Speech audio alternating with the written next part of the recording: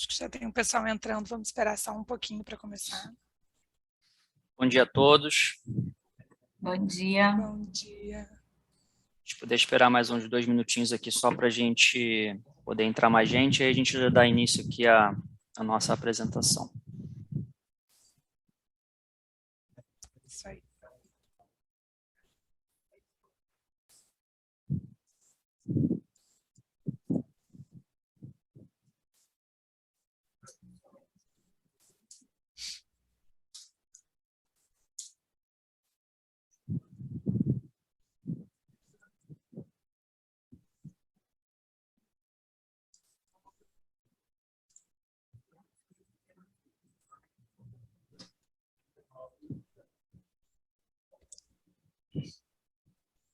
Bom dia, Isa.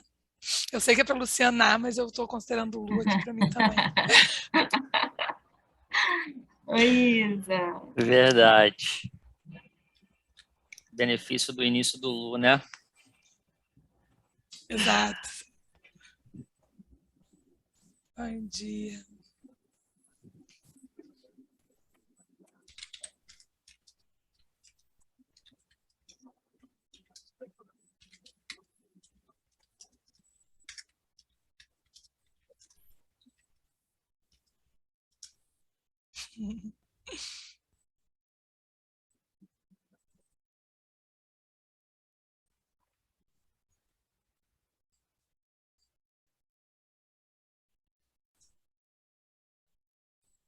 Esperar só mais um minutinho aqui, pessoal, e a gente já dá início aqui. Estamos com 75 já participantes aqui e a gente já começa.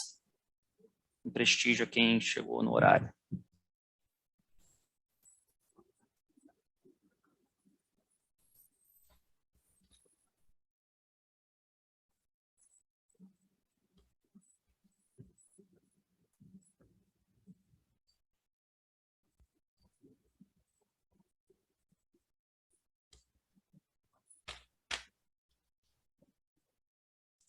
Bom, acho que eu vou começar aqui então, tá?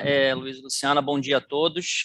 Queria agradecer a presença de todo mundo. Essa aqui é a nossa segunda live trabalhista, né? A gente tem um plano aqui em programação de a gente fazer uma live por mês sobre os interesses de questões trabalhistas, né? Que possam ser interessantes para todo mundo. Mês passado a gente falou sobre o teletrabalho, né? E o timing foi perfeito porque culminou com a edição da MP 1108, né, que transformou e alterou muito das legislações relacionadas ao teletrabalho. E hoje a gente está aqui para falar um pouco sobre esse término do estado de emergência em saúde pública de importância nacional, que é conhecido como ESPIM, né, e os impactos que isso trazem nas relações de trabalho. Então, aqui hoje eu tenho aqui a minha digníssima colega Luciana Ocares, que atualmente está como Senior Legal Counsel da Hydro, né, desde 2017, mas antes já trabalhou por 23 anos aqui junto ao Veirano no Departamento Trabalhista. Tive o prazer, a honra e o privilégio de trabalhar direto com ela. E tenho também aqui minha outra colega digníssima Luísa, que também trabalha aqui com a gente na área trabalhista, e a ideia hoje é a gente fazer um bate-papo sobre essas questões relacionadas ao término do estado de emergência e os impactos que isso podem trazer na relação de trabalho. Então, vou passar aqui rapidamente um pouco a palavra para a Luísa, para ela fazer uma introduçãozinha, e daí a gente já começa a falar um pouco sobre o tema. Obrigada, Christian. Luciana, obrigada pela presença, é um prazer te receber aqui. Prazer, bom dia a todos. A gente tinha uma convivência intensa como colegas, agora como cliente, e é sempre bom te ter aqui com a gente. Christian, obrigada também. E agradecer a presença de todos. Como o Christian disse, a gente, na área trabalhista, está organizando essa série de eventos, que é uma live por mês, mais ou menos, para falar de algum tema urgente, digamos assim, ou que seja um tema comum para os nossos clientes que a gente nota. A gente notou ao longo da pandemia a atividade do advogado trabalhista foi bem desafiadora, né? A gente acordava com novas MPs, depois MP que não existia mais, e aprendeu a lidar com isso e observou que existiam dúvidas e questões muito comuns a todos os clientes em razão desse momento, né, que era um momento pelo qual todos estavam passando, independente da área, do setor, etc. Então, a gente achou que seria bom ter um lugar, um fórum que a gente pudesse discutir essas questões que são mais comuns, e esse fórum é aqui. A live passada foi a primeira, foi com a Isabela e o Lig, foi um sucesso sobre teletrabalho, porque foi exatamente como o Christian disse, logo depois que saiu a MP mudando ali as regras, e agora, de novo, a gente acha que esse é um tema bom da gente conversar, porque, enfim, já introduzindo sobre o que a gente vai falar, teve essa portaria do Ministério da Saúde revogando a emergência em saúde pública, que era o estado de emergência era um fundamento para diversas das medidas que os empregadores tomaram ao longo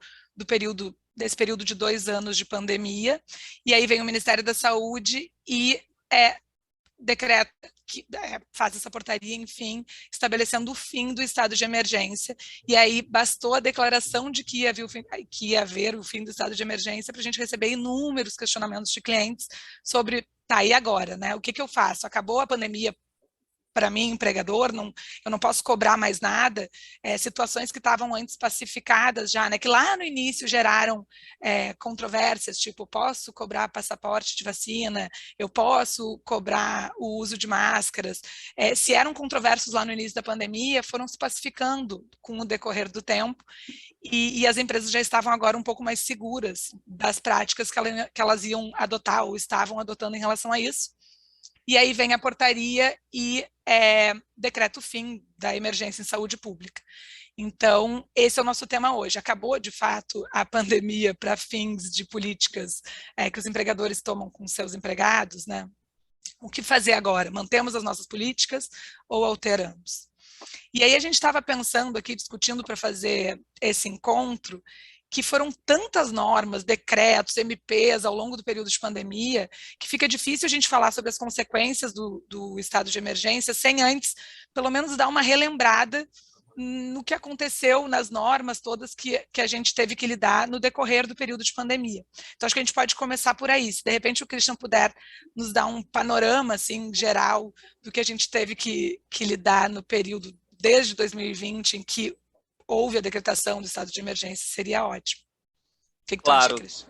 É um ótimo ponto, e até confesso que quando eu estava fazendo esse levantamento para essa nossa live, eu fiquei um pouco assustado com a quantidade de medidas provisórias, leis, portarias, decretos municipais, estaduais, então, federais.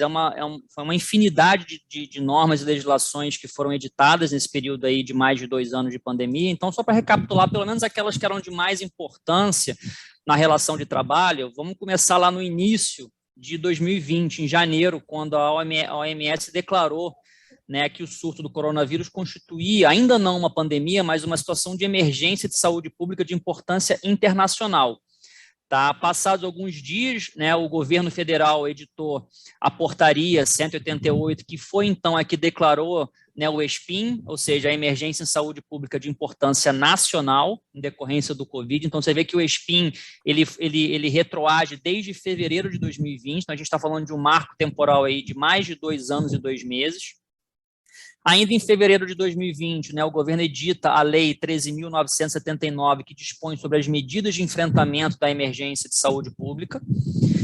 Já em março de 2020, a OMS, então, vem e declara, né, que a Covid é uma pandemia, e aí todo mundo se lembra, né, naquele fatídico mês de março, que de repente teve o lockdown, parou tudo, o que a gente faz? Fica em casa, como é que fica a relação de trabalho, né, aquelas consultas de todos os clientes, aquelas preocupações, né, então a gente viu que com o passar do tempo as questões evoluíram muito, né, mas ainda em março, então, o governo federal edita, né, o decreto legislativo número 6, que foi um decreto que eu acredito que muita gente teve conhecimento, teve acesso a ele, né, que foi um decreto para declarar o estado de calamidade pública para fins fiscais e de orçamento. Aí, em 22 de março, foi editada a conhecidíssima MP 927, né, que dispunha sobre as medidas de trabalho para enfrentamento do estado de calamidade pública em razão do decreto legislativo, e dava diversas outras providências. Essa medida foi muito discutida no âmbito da relação de trabalho, muitas novidades trazidas, né, que até então não era uma coisa que todo mundo estava acostumado. Já no mês de abril de 2020, o governo então editou a MP 936, que foi aquela MP que criou, né, o Programa Emergencial de Manutenção do Emprego e Renda, e também que dispunha sobre diversas outras normas de relação de trabalho. Ainda em 2020, veio a Portaria Conjunta 20, que todo mundo também deve ter ouvido falar, né, que era aquela portaria que estabelecia as medidas para enfrentamento da emergência de saúde do Covid e implementava diversas medidas de prevenção, controle e mitigação dos riscos de transmissão do coronavírus no ambiente de trabalho. Essa portaria conjunta foi também muito debatida e ano passado veio a ser posteriormente editada.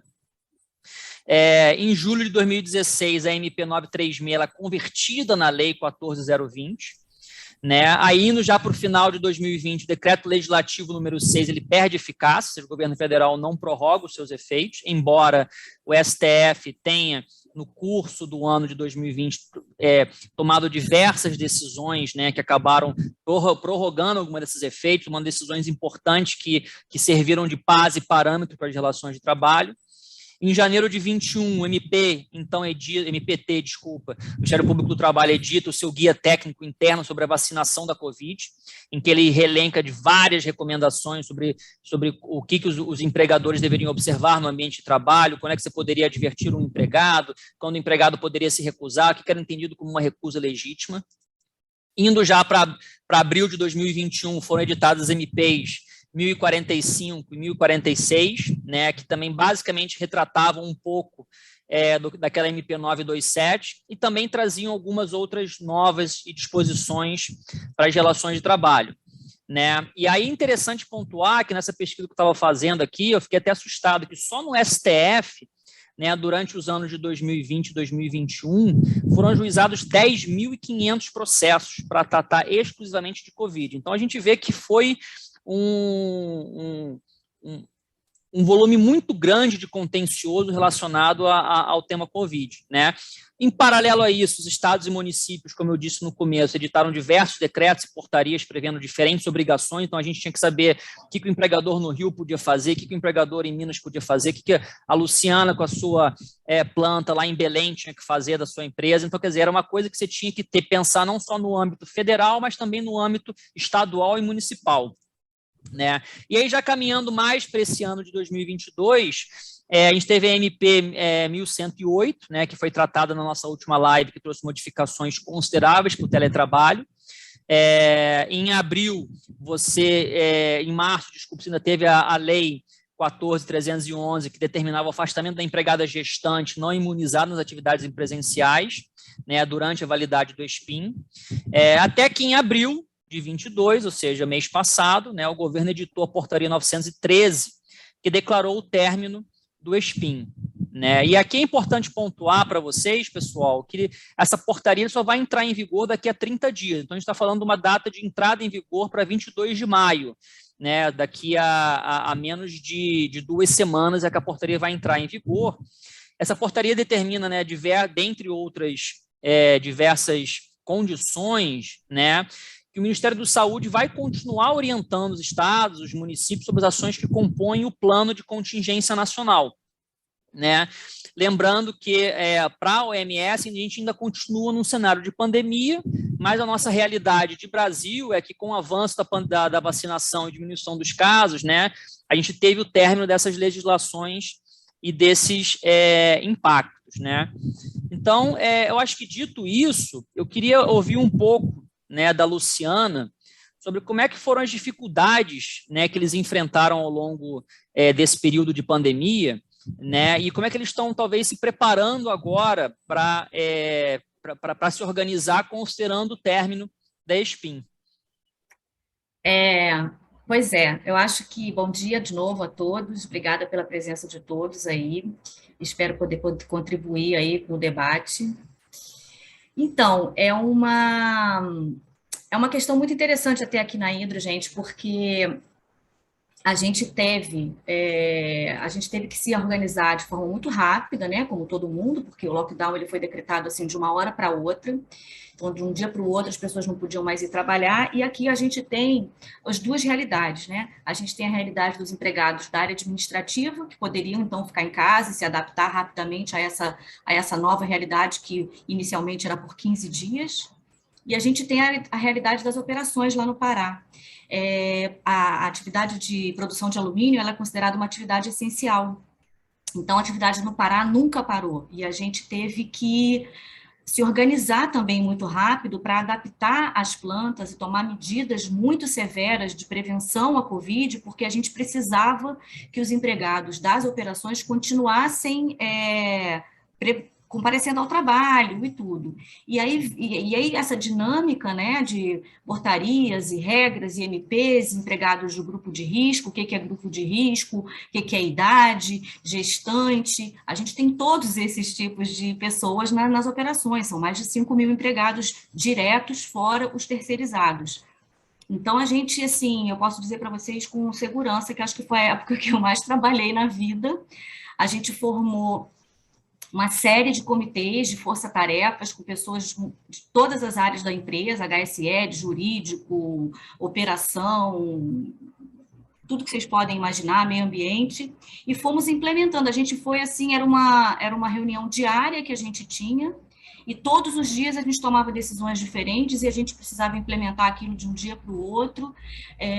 A gente teve, assim, toda sorte de situação, porque, por exemplo, a gente teve que afastar os empregados de risco, a gente teve que afastar os gestantes, a gente teve que afastar as pessoas por idade, a operação continuava a funcionar, as plantas funcionam 24 horas por dia, então a gente teve que fazer acordos coletivos de trabalho específicos nas três plantas, né? São 2 em Barcarena e uma em Paragominas, para que a gente pudesse ter um número suficiente de empregados ativos, né? Para que a operação não parasse, o risco de você parar uma caldeira de uma refinaria, de uma planta nossa, ela demora mais de um mês para ser religada. Então, assim, a gente não podia correr o risco disso impactar uma atividade que era essencial, porque, afinal de contas, o alumínio ele era utilizado para a produção de insumos hospitalares também, né? Que ficaram absolutamente todos super escassos na época. Então, assim, a gente fez tudo que vocês podem imaginar. A gente produziu máscaras e comprou máscaras no mercado, luvas cirúrgicas, aquelas face shields, a gente criou barreiras nos refeitórios das plantas com placas de acrílico para que as pessoas não tivessem contato, distribuição de álcool gel e de todos os kits de higiene, limpeza nas plantas, nos ônibus que transportam os empregados, diminuímos, né, a capacidade de todos os ônibus de presença no refeitório, não podia mais usar as salas de reunião. Assim, acho que eu não consigo nem elencar todas as medidas que a gente adotou, de tantas que foram. E, em paralelo, também dando atenção aos empregados da área administrativa, que tem alguns poucos nas operações, mas tem muitos, tanto no escritório de Belém quanto no do Rio. Então, criar ambientes de trabalho que estejam em conformidade com a legislação para ergonomia, então foram oferecidos equipamentos de ergonomia para todos os empregados, foi feita uma pesquisa individual para entender a necessidade de cada empregado, a gente ofereceu os equipamentos eletrônicos, obviamente, cadeira, mesa. Nossa, gente, eu não vou ficar aqui me estendendo muito, senão a gente não vai sair do lugar. Mas eu ia dizer que... Ai, desculpa, Luciana, te interrompi. Não, é só dizer que foi um aprendizado enorme e a gente continua trabalhando, eu continuo integrando alguns comitês da empresa, né? Desde o dia 1 a gente montou esses comitês, eu continuo integrando os comitês, porque agora a gente voltou a trabalhar presencialmente em abril, mês passado, 3 vezes por semana, com até 2 vezes remoto. É um período experimental que a gente implementou por 90 dias só. E aí, em julho, então, vai ser deliberado qual vai ser o sistema definitivo de trabalho da gente, né? E aí a gente poderia partir para um outro debate, que é a prática de mercado e o que as pessoas estão adotando, como é que a gente se adapta a essa nova realidade, porque a realidade hoje é completamente diferente do que ela era antes da pandemia, né? Desculpa, Luísa, pode Não, falar. imagina.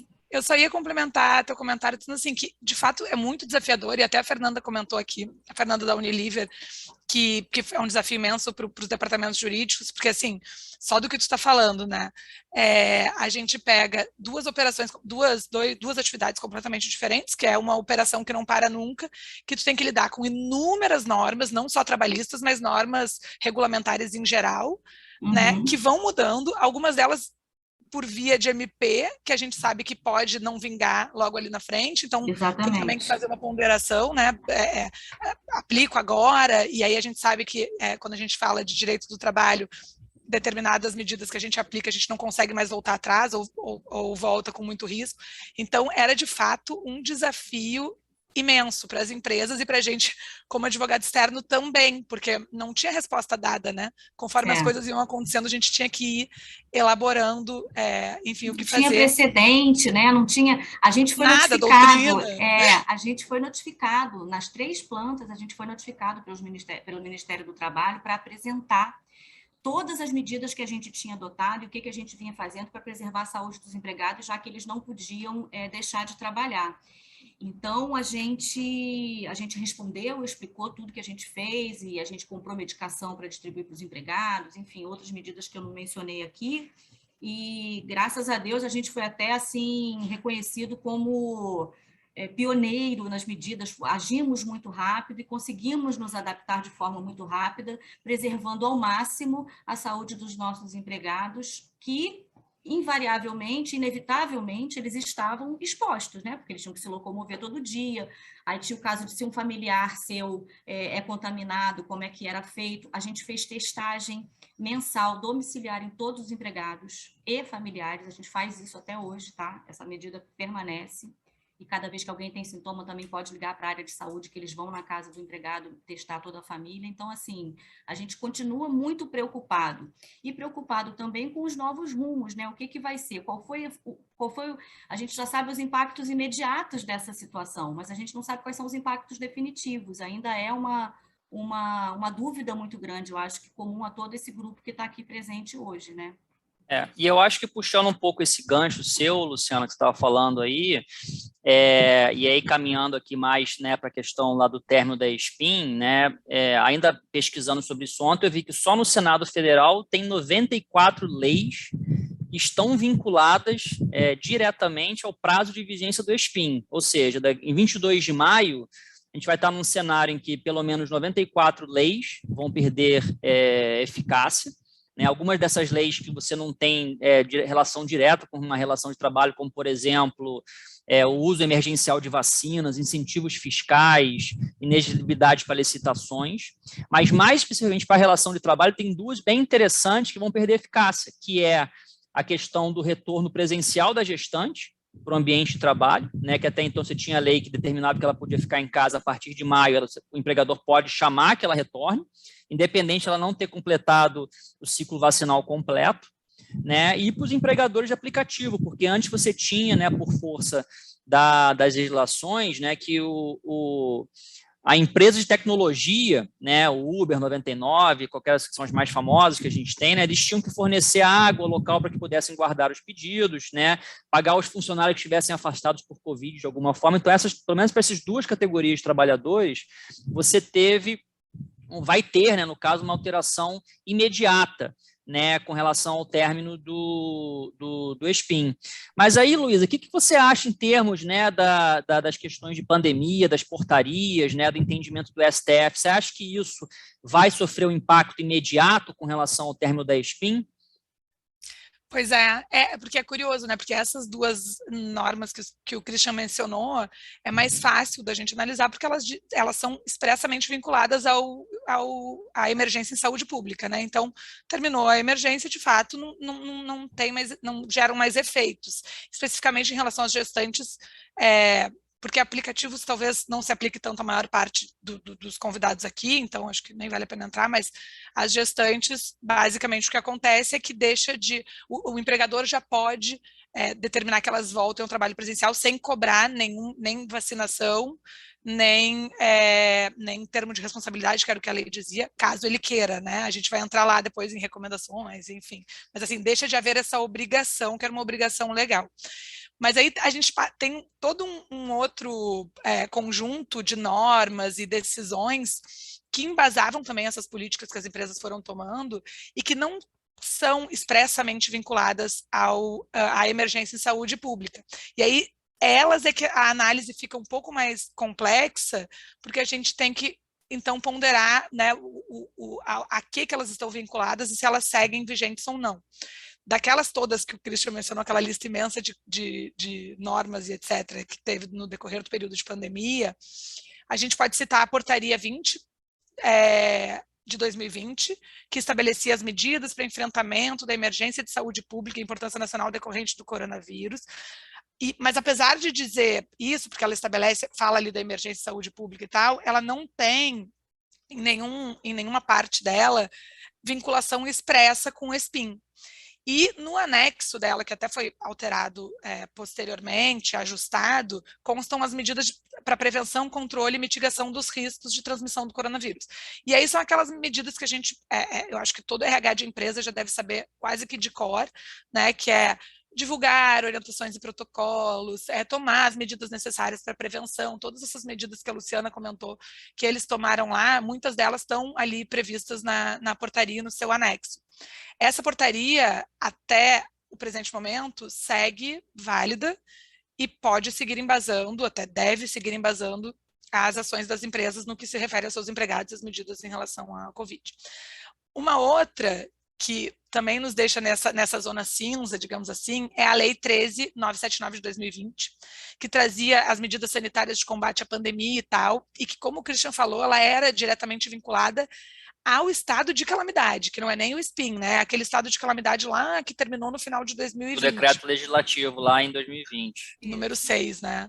Que inclusive foi um equívoco técnico, eu acho, assim, do legislador, em relação a várias normas, né, que vinculava ao estado de calamidade, que é uma questão muito mais fiscal e orçamentária, do que ao SPIN, que é o estado de emergência de saúde pública, que deveria ser, teoricamente, enfim, essas normas deveriam mais estar vinculadas a esse, do que ao estado de calamidade, mas a Lei 13.979 era o estado de calamidade, e então ela, teoricamente, né, teria perdido vigência com o fim do estado de calamidade em dezembro de 2020, mas tem uma decisão do STF que estendeu os efeitos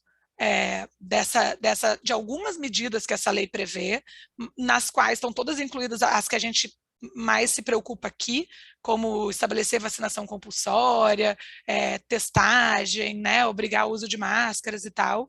Todas essas medidas que estavam previstas na lei, o STF entendeu que elas deveriam ser mantidas pelo tempo necessário à superação da fase mais crítica da pandemia. É isso que diz na decisão. Então, assim, ele não menciona a emergência em saúde pública, de forma que a gente pode considerar que a decisão do STF segue valendo, e essas medidas, então, consequentemente, seguem vigentes, mas, por outro lado, talvez possa haver uma controvérsia se estamos ou não na fase mais crítica da pandemia, que não estamos, né, pelo avanço da vacinação e tal. Então, assim, essas medidas da Lei 13.979, a princípio, elas seguem vigentes, talvez com um risco um pouco maior de alguém questionar em algum momento se estamos ou não numa fase crítica da pandemia a manter essa decisão, né? Depois a gente tem também todas aquelas decisões do próprio STF em relação a poder, a compulsoriedade da vacinação.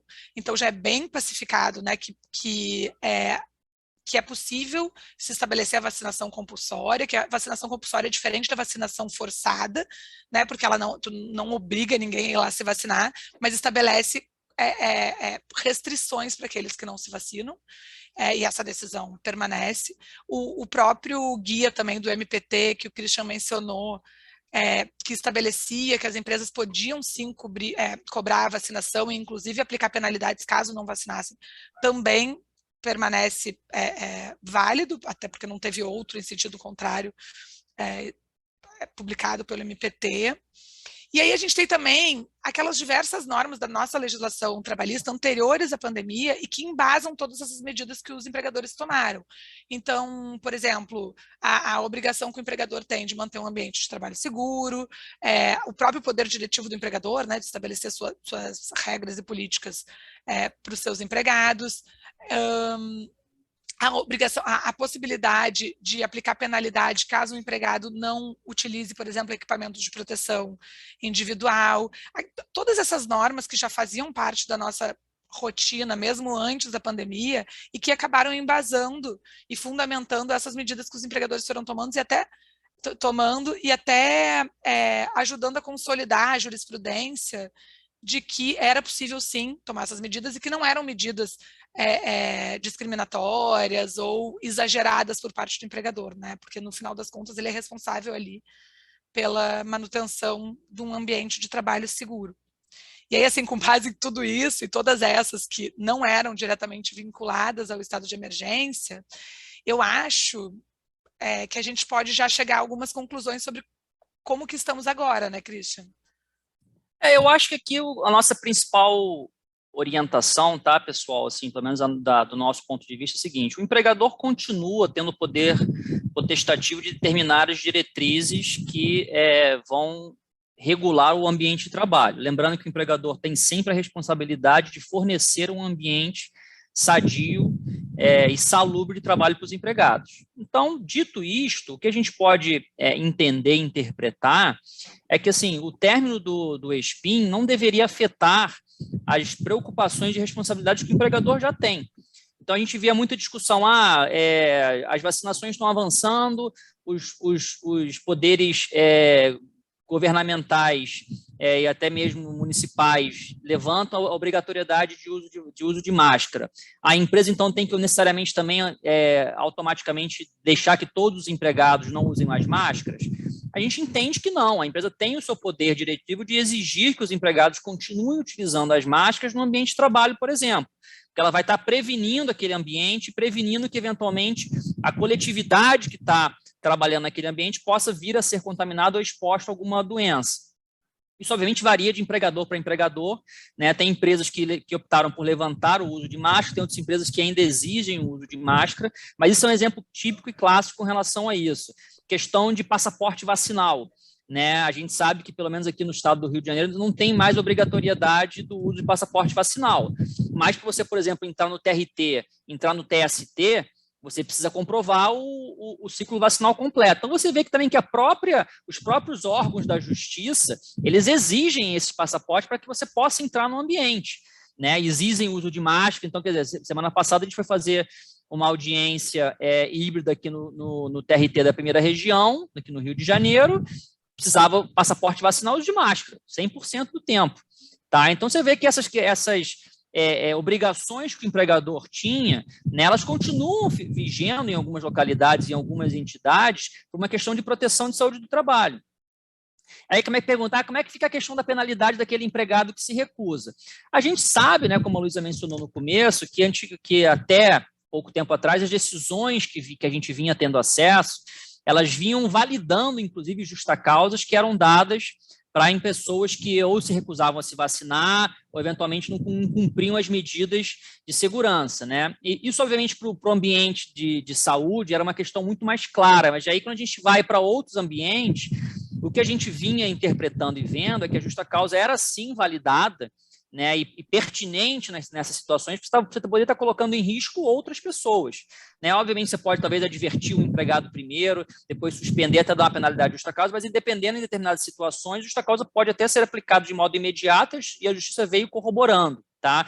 A gente entende que, com o término do ESPIN, a gente ainda continua tendo base para aplicar essas penalidades, mas a gente tem que ter um pouco da razoabilidade do bom senso, se você levar em conta que um estágio avançado da vacinação, né, com recuo do número de casos, número de mortes, talvez uma justa causa daqui a alguns meses, imediata, pode ser visto como um ato punitivo mais grave do que era visto há meses ou anos atrás. Então, a gente tem que ter um pouco de sensibilidade quando a gente for tomar uma punição, uma medida punitiva com um empregado nosso, para a gente, eventualmente, não ser penalizado lá na frente ou questionado judicialmente, essa justa causa vier a ser revertida. Tá? Até mesmo a questão, né, de teletrabalho, né, acabou também sendo um pouco afetado com relação a isso, que como a Luciana mencionou, né, as empresas estão implementando esse regime híbrido de trabalho, a pessoa está em casa, não está trabalhando de máscara, mas aí vai para a empresa, precisa utilizar máscara. Como é que você vai fazer tratamento, né? Como é que fica aquelas situações em que você vê um empregado que está com uma suspeita, deixa em casa trabalhando, depois retorna, faz a testagem? A gente acha que a empresa continua tendo a possibilidade, o direito de testar os empregados, né? Isso, inclusive, eu acho que no âmbito, no segmento offshore, é prática, né? Então, a gente sabe que as empresas, quando vão embarcar empregados, eles fazem esse tipo de testagem, né? Então, a gente não vê isso como algo ilícito ou algo irregular, ainda que com o término do ESPIN, tá? E a gente tem uma questão que a gente não sabe como é que a jurisprudência vai se posicionar ainda com essas medidas.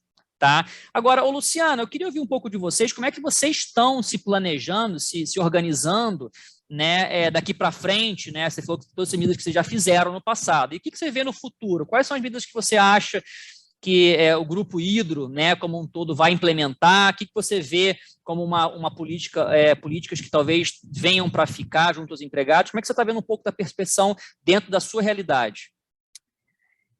A gente está justamente nesse momento em discussão nos debates aqui dos grupos estáticos e de prevenção da Covid. Eu acho que algumas práticas, não só nas nossas operações, como na vida do brasileiro, do cidadão do mundo, na verdade, elas vieram para ficar, né? Eu acho, por exemplo, que o uso do álcool gel se tornou um hábito que as pessoas não vão perder. Eu acho que muitas pessoas vão continuar, por opção, usando máscara, se não todo o tempo, em algumas situações específicas. A gente está tentando se organizar aqui. Nas plantas, por exemplo, a gente não desmobilizou as medidas que a gente tomou a placa de acrílico nos refeitórios para separar as pessoas. O que a gente fez foi se adaptar a uma nova realidade, que se antes a gente tinha uma redução de, sei lá, 50% nos ônibus, a gente agora não tem. A gente tem um pouco mais. A gente não voltou a 100% em nenhuma situação ainda, a gente é muito cauteloso.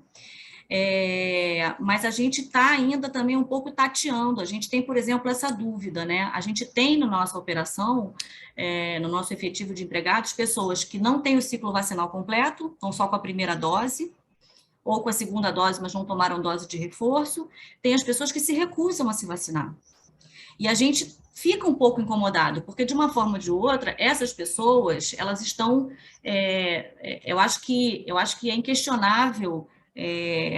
Isso não é uma regra absoluta, uma verdade absoluta, mas eu acho que é inquestionável que o número de casos diminuiu muito e coincidiu, digamos assim, com a vacinação em massa da população. Então, é um indício de que a vacinação, de alguma forma, ela está ajudando a controlar aquele quadro absolutamente descontrolado que a gente teve aí por um período de mais de um ano, né?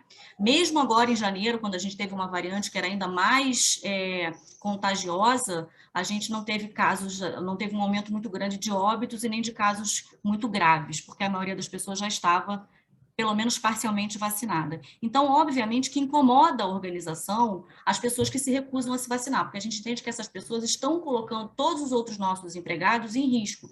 E como a gente já sabe aqui, no momento que ele entra na nossa premissa, é responsabilidade da gente manter um ambiente de trabalho saudável, sadio, seguro para os nossos empregados. Então, como é que a gente faz? Até onde a gente pode ir, né, com relação a essas pessoas que se recusaram a se vacinar? O que a gente pode exigir delas? Que tipo de medida a gente pode tomar contra essas pessoas? Pode impedir o retorno dessas pessoas? A gente pode advertir essas pessoas? A gente pode suspender essas pessoas? A gente pode dispensar essas pessoas com justa causa, sem justa causa?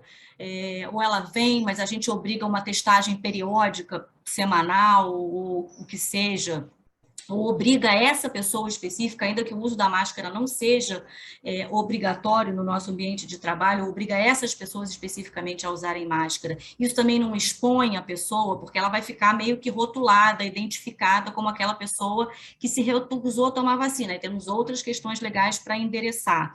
por exemplo, a gente tem hoje uma realidade diferente. Aqui no Rio já foram levantadas todas as obrigatoriedades, né, de uso de máscara em ambientes fechados, né, uso do passaporte vacinal, etc. Então, assim, e ao mesmo tempo a gente pode obrigar os empregados, mas a gente, lá aqui no escritório do Rio, por exemplo, em que houve esse retorno parcial, né, a gente fez o seguinte, a gente não está obrigando as pessoas a usarem máscara, mas a gente está recomendando fortemente o uso da máscara. Então, a gente não está penalizando os empregados que não estão usando, mas a gente está incentivando que seja usado, oferece máscara para as pessoas, etc. Em Belém, em ambientes fechados, a legislação ainda obriga o uso de máscara, ainda não foi levantado isso. Então, lá a gente tem a obrigatoriedade do uso de máscara dentro do nosso escritório de Belém e também nas plantas. Mas a gente está bastante, assim, ainda... em dúvida, Christian, e até queria que vocês aí, como, né, advogados externos, dessem a opinião de vocês, como que a gente vai efetivamente, quais as regras, né, quais serão as diretrizes definitivas da empresa a partir de agora em relação a essas pessoas que se recusam a se vacinar, que eu acho que são os casos mais críticos. Também é o caso da gestante, que eu acho que ele está, ao mesmo tempo que é para voltar, mas a gente também pode estar colocando a vida da pessoa e de uma outra pessoa, né, em risco. Então, o que a gente faz? A gente mantém essas gestantes em casa por segurança, a gente traz elas de volta para o trabalho, e se elas se contaminarem, nunca vai conseguir provar um nexo de causalidade entre a contaminação e o ambiente de trabalho, mas isso pode ser um fator preocupante para os empregadores com relação a essas pessoas. Ainda mais se você tem pessoas que se recusam a tomar a vacina e você sabe que você tem essas pessoas, né, tanto no escritório quanto nas fábricas. Então, queria que vocês dessem algum tipo de luz para a gente poder se organizar melhor aqui e tomar realmente decisões que são bastante sensíveis para a gente, né, que a gente está lidando com o capital humano, que é a coisa mais importante que a gente tem. Eu acho que são temas muito delicados, né, com relação a isso que você pontuou, que as empresas vêm lidando com isso ao longo de todo esse período. Tá? A minha perspectiva, a minha visão e opinião pessoal é que, seguindo na linha do que a gente vinha vendo, né, de decisões de STF, de guias técnicos, é que assim, a recusa da vacinação tem que ter uma justificativa razoável, né? Tirando questões médicas, entendo que, fora isso, a pessoa simplesmente se recusar porque tem um princípio ideológico, isso não seria um motivo justificável, então o empregador poderia exigir na linha do que a gente vem dizendo da obrigação de manter o seu ambiente sadio e um ambiente salubre de trabalho. Então, poderia se advertir os empregados, eu entendo, poderia, de repente, deixar eles em casa, mas, de repente, deixar em casa nessa situação pode tornar uma situação mais cômoda para ele, né, em detrimento dos ele outros. Pode se privilegiar pelo fato de se recusar a tomar vacina. A gente também não quer isso, né? Exato. Então, assim, a gente entende que os empregadores poderiam exigir vacinação completa para trabalhar no ambiente de trabalho, sob pena, inclusive, até de demissão. Tá? Agora, você vai perguntar, isso é uma prática discriminatória? De repente, aquela pessoa que não quer se vacinar e vai exigir que use máscara? Pode ser interpretada. A gente teve casos de clientes no período da pandemia, né, nessas situações que ainda não é uma questão muito definida, ainda que colocava a pessoa que não queria se vacinar numa sala separada dos outros demais. A pessoa ficava rotulada de fato, mas era uma questão que estava tentando proteger os demais e não estava só discriminando ele por uma questão própria, por uma opinião pessoal dele. Né? Então, o que eu acho que a gente tem que tomar um pouco de cuidado é nessas medidas de imediato, mas eu acho que o empregador sempre vai poder ter, dentro da sua razoabilidade e dentro do seu poder diretivo discricionário, exigir esse tipo de prova, esse tipo de vacinação, uso de máscara junto aos seus empregados, tá? Até que sobrevenha alguma norma ou alguma decisão posterior impedindo, eu vejo com tranquilidade que isso possa ser feito e eu acho que os riscos para a empresa não são tão grandes, tá? Minha visão pessoal, né? E a gente vai ter que ir lidando com caso a caso, se for o caso, mas implementações de políticas, né? E até vi um pouco da Luísa, assim, essas recomendações, né, que as empresas possam fazer, e pegando um gancho nisso, acho que é interessante para a gente até poder colocar aqui num aspecto mais macro, né, o que as empresas agora, com o término do SPIN, né, com o avanço da vacinação, com a diminuição de casos e o retorno gradual ao ambiente presencial, o que elas, de repente, precisam se ater e ver, Luísa? O que você acha que a gente poderia recomendar de uma maneira geral aqui para as empresas? Eu ia até comentar, quase te interrompi aí, porque eu ia até comentar que essa questão das penalidades, por exemplo, eu acho que é bom a gente frisar que é muito importante que as empresas tenham isso em política, né? Estabelecido nas políticas internas e tal, como a maior parte já tinha. A Luciana estava comentando da política deles, como ela foi sendo implementada e como está atualmente, que me parece super razoável, porque, de fato, no final das contas, o empregador ele é o responsável por aquela manutenção do ambiente seguro, mas manter essas políticas básicas de prevenção e contenção da doença é importante, até para embasar a eventual aplicação de penalidade ali na frente, se for necessário, né? Então, no próprio guia, aquele do MPT, que foi muito importante assim para dar alguma segurança para as empresas aplicarem essas penalidades ou colocarem essa possibilidade nas suas políticas, eles mencionam muito sobre isso, né? Sobre a importância das empresas terem políticas, orientarem, darem treinamentos, incentivarem a vacinação, o próprio incentivo ao uso de máscara, que a Luciana comentou, que a gente tem visto ser uma prática entre os clientes que estão sediados em lugares em que já não há mais essa obrigatoriedade do ponto de vista legal, né? Que o município ou o estado já revogou a norma que obrigava a utilizar máscara em ambientes fechados. As empresas têm, pelo menos para manter ali a sua, né, para manter, cuidar da responsabilidade, etc., tem orientado a usar. Então, todas essas políticas de orientação, treinamento, etc., são bem importantes até para poder aplicar a penalidade para esse empregado que se recusa, que de fato é um problema enorme para as empresas, ainda mais nesse momento que estão todas gradativamente retornando, se já não retornaram, né, ao trabalho presencial ou híbrido, enfim.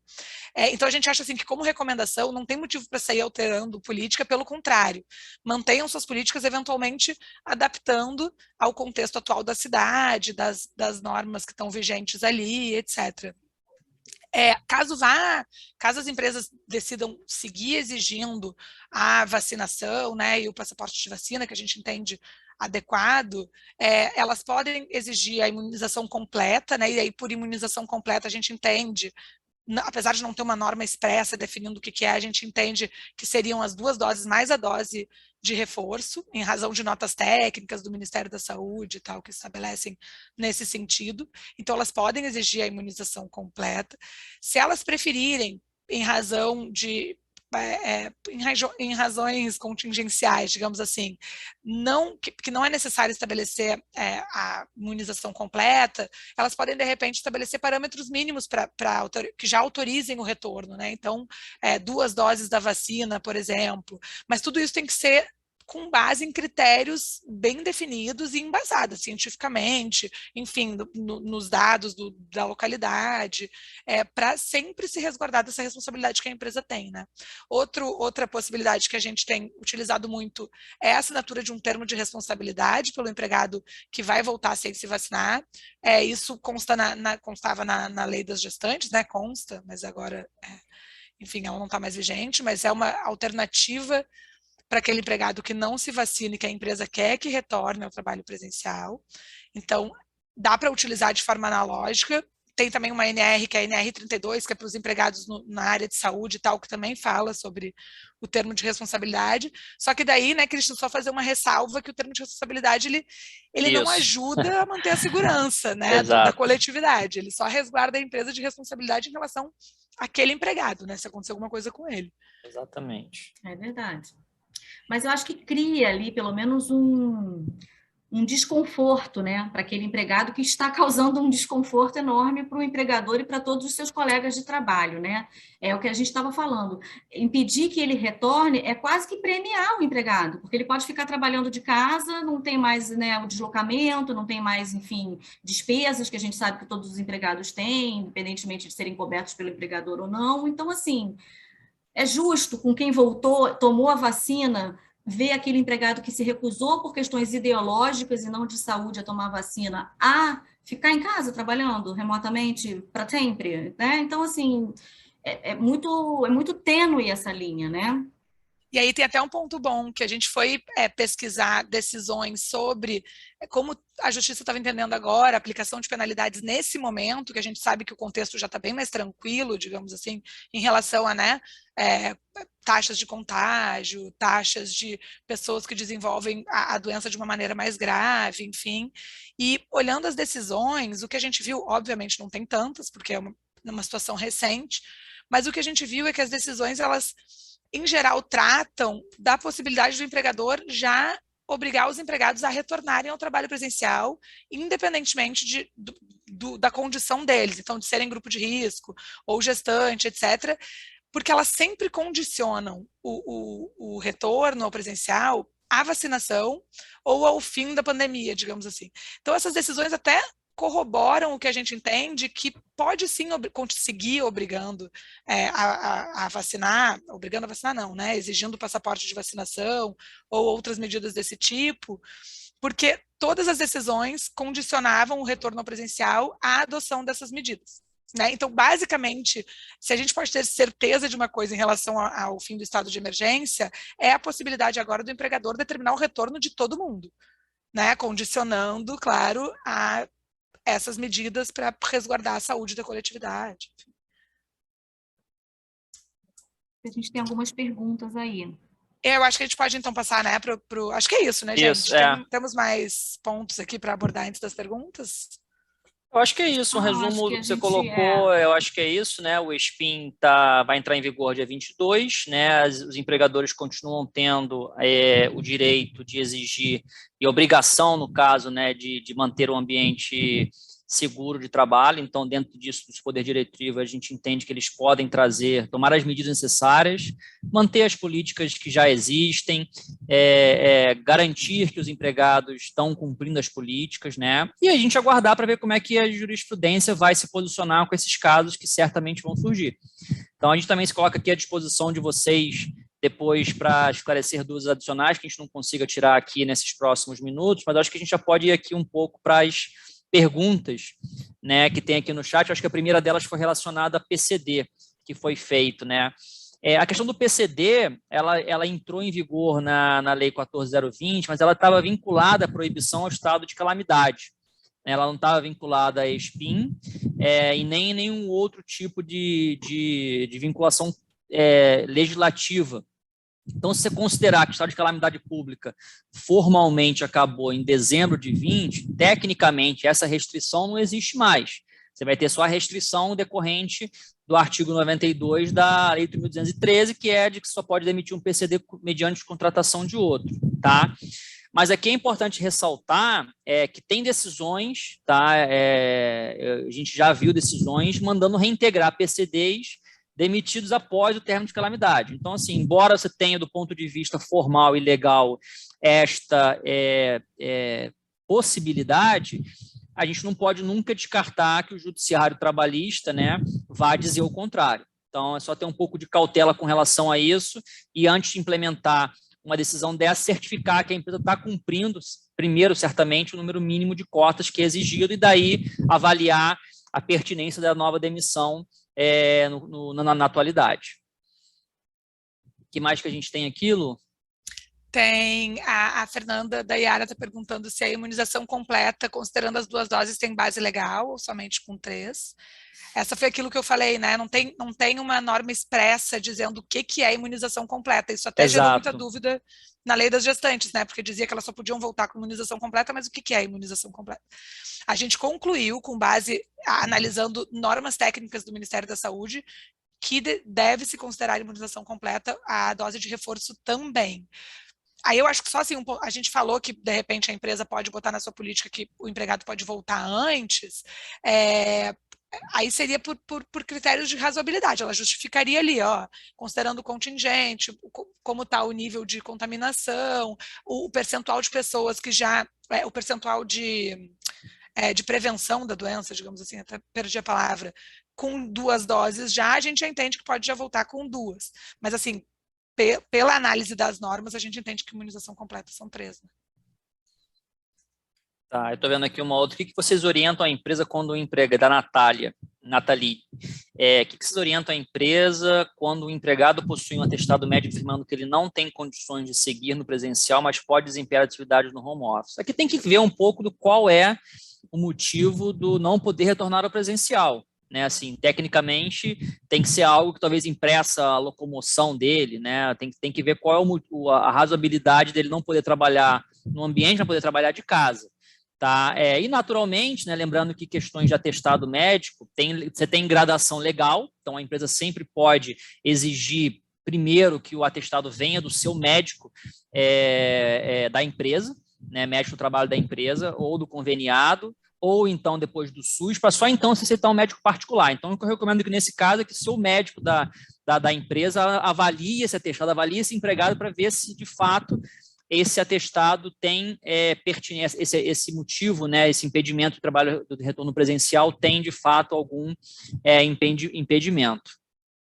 Até aproveitando, Christian, tem uma pergunta aqui anterior, acho que é no chat, se as empresas podem seguir com home office mesmo diante do fim do estado de emergência. O home office continua sendo válido, né? A gente tem lá a MP 1108 que trouxe alterações, então, para responder essa pergunta, acho que o mais interessante é a questão do preponderante, né? Lembrando que na vigência da CLT, da redação antiga, você só poderia implementar o teletrabalho quando houvesse preponderância, né? O regime do teletrabalho, mas não impedia que o empregado, por exemplo, trabalhasse de casa, tá? O término do ESPIN não afeta em nada a possibilidade do empregado continuar trabalhando em home office. Tá? Inclusive, por exemplo, aqui no nosso escritório, só a título exemplificativo, a gente está 3 dias de casa e 2 dias presencial. Tá? E tem várias empresas, a maioria dos nossos clientes estão com regime híbrido. Né? Até a Luciana comentou que eles estão no regime híbrido também, então, ou seja, esse término não afeta em nada, nos parece que é uma tendência que vai vigorar. O cuidado que a gente precisa ter é qual é o regime, como é que vocês vão regular esse trabalho híbrido, né? Porque se a MP vigorar, você vai continuar tendo obrigação de controlar a jornada de trabalho dos empregados, salvo se for o teletrabalho, né, por produção ou tarefa. Se ela cair, vigora a regra antiga, tem que voltar na questão da preponderância. Então, não tem uma certeza, uma resposta imediata para todo mundo.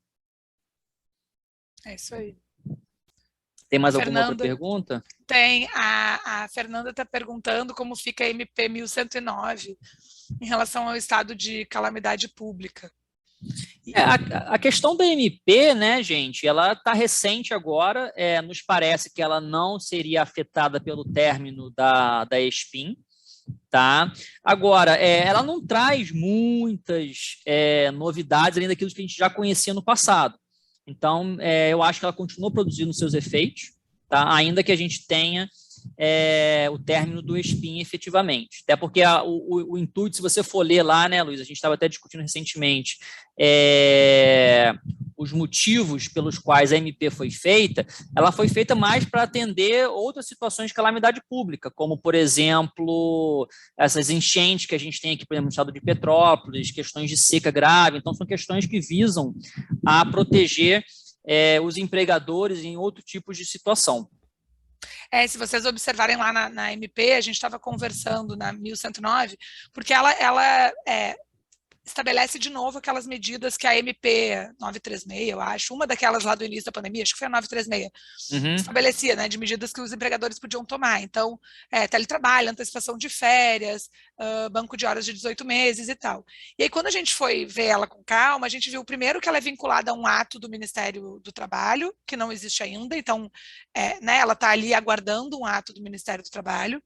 E segundo, que ela pela exposição de motivos, nos pareceu que ela visa deixar em lei de forma permanente a possibilidade de, havendo um estado de calamidade no futuro, o Ministério do Trabalho simplesmente emitir este ato determinando que essas medidas para enfrentar o estado de calamidade pública. Então, acaba que ela não é afetada pelo fim do estado de emergência, né? Acho que é isso. Eu acho que uma última perguntinha aqui para a gente encerrar aqui, que já que está dando o nosso horário, pontualmente. Tem uma pergunta aqui da Cristina Branco, que fala se no novo regime híbrido eventualmente implementado na empresa, se necessita de aditamento ao contrato de trabalho ou basta uma política interna publicada internamente. De acordo com a nova MP, a 1108, né, tem que ter ajuste escrito, ainda que você vá trabalhar de maneira híbrida ou no telepresencial. Então, a nossa recomendação sempre que haja um contrato por escrito, porque isso você vai poder regular todas as condições exatas desse trabalho, prevenir, já colocar as orientações e responsabilidades para o empregado trabalhar de casa. Então, eu sempre recomendo, sem prejuízo da empresa ter uma política, nesse caso em específico, eu acho que é recomendável, tá? A gente se coloca aqui, pessoal, à disposição para responder depois outras perguntas. A gente pode colocar aqui no chat os nossos e-mails, para vocês ficarem à vontade também para entrar em contato com a gente. Agradecer a presença da Luísa e da Luciana nessa nossa live e a participação de todos. Muito obrigado. Mês que vem, teremos, nesse mês ainda, na verdade, final do mês, ainda teremos uma outra live. A gente vai divulgar em breve o tópico. E vocês também fiquem à vontade de avisar o nosso marketing os tópicos que vocês gostariam que a gente discutisse.